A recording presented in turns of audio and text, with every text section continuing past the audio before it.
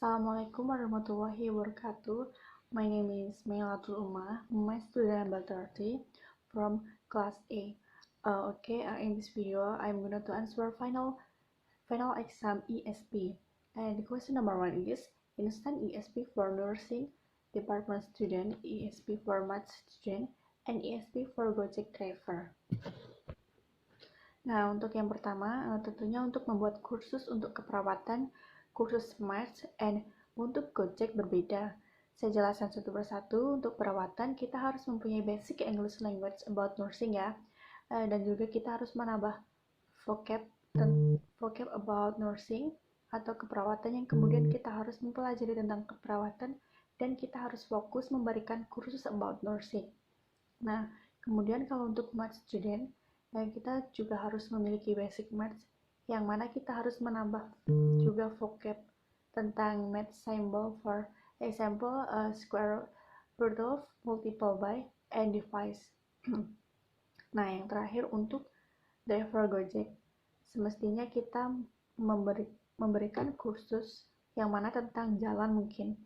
Nah, kita bisa memberikan kursus tentang arah, tanda-tanda yang ada di jalan, dimana kita juga harus menambah vocab tentang arah, tanda-tanda yang ada di jalan, kemudian kita sisipkan untuk speakingnya, karena siapa tahu ada pengguna Gojek yang berasal dari luar negeri, jadi kita bisa berbicara dengan mengetahui apa yang dimaksud.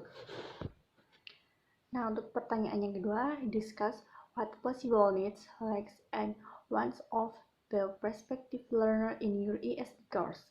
Yang dibutuhkan untuk kursus yang paling utama adalah niat, yang mana kita harus niat terlebih dahulu untuk mengikuti kursus tersebut, karena kalau tidak dilandasi dengan niat, kursus ini tidak akan berjalan dengan baik.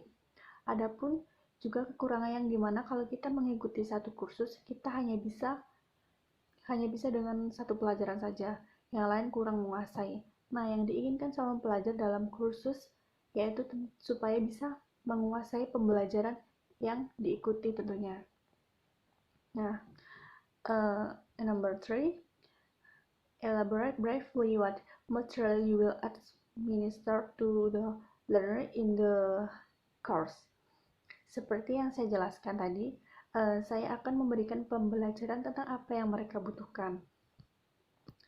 And number 4, explain briefly how you will teach the material to the learner.